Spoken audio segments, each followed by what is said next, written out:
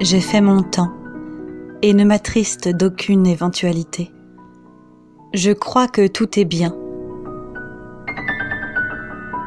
George Sand. Elle nous laisse une œuvre considérable, sous forme de romans, de pièces de théâtre, des nouvelles, des récits autobiographiques, mais aussi des lettres en quantité innombrable. Certaines de ces correspondances nous éclairent non seulement sur sa vie, mais aussi sur les mœurs de son époque.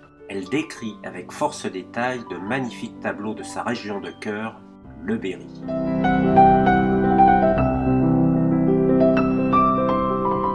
On n'est pas seulement l'enfant de son père, on est aussi un peu, je crois, celui de sa mère. Il me semble même qu'on l'est davantage et que nous tenons aux entrailles qui nous ont portés de la façon la plus immédiate, la plus puissante, la plus sacrée. J'avais toujours trouvé qu'il était de mauvais goût, non seulement de parler de soi, mais encore de s'entretenir longtemps avec soi-même. Il y a peu de jours, peu de moments dans la vie des êtres ordinaires où il soit intéressant ou utile à contempler. Je me suis sentie pourtant dans ces jours et dans ces heures-là, quelquefois comme tout le monde. Et j'ai pris la plume alors pour épancher quelques vives souffrances qui me débordaient ou quelques violentes anxiétés qui s'agitaient en moi. La plupart de ces fragments n'ont jamais été publiés et me serviront de jalon pour l'examen que je vais faire de ma vie.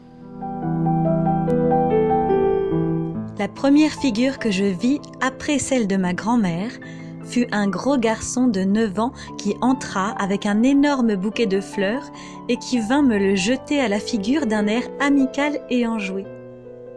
Ma grand-mère me dit « C'est Hippolyte, embrassez-vous mes enfants ».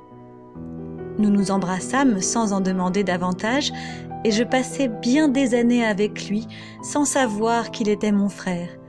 C'était l'enfant de la petite maison.